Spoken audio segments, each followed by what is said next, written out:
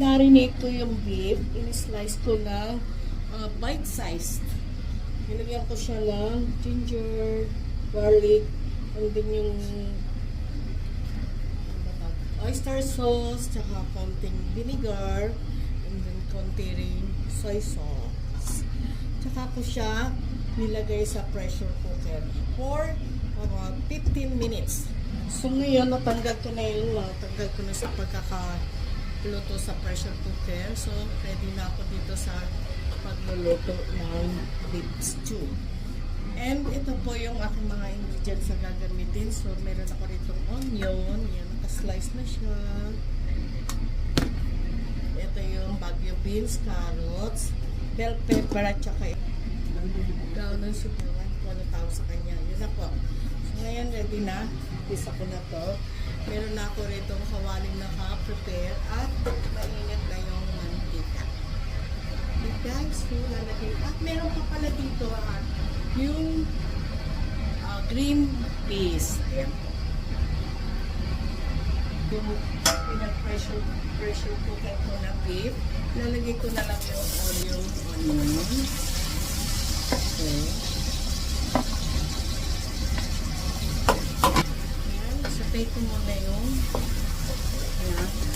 beans, carrots.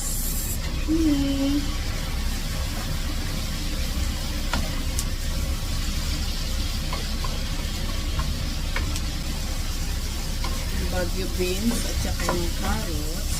Ilagay ko naman yung bell pepper. Bell pepper.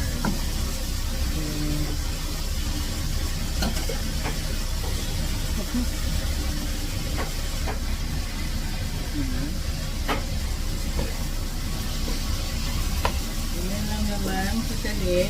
Isa lang po. Isa. Yan na. Nalagay ko naman ito. Green peas.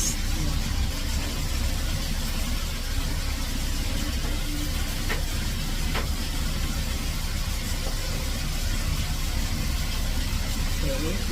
Green peas. Nakalagay na.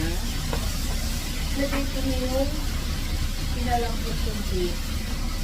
Ayan po.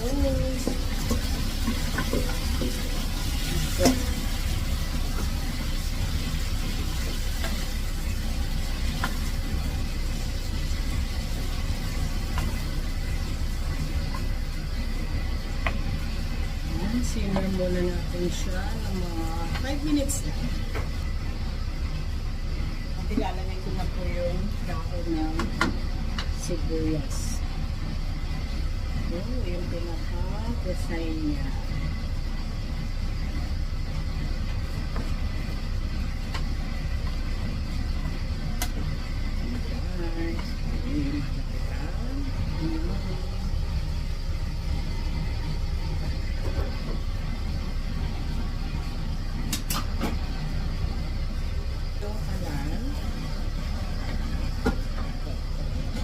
Sa inyo yung aking haluto na beef stew.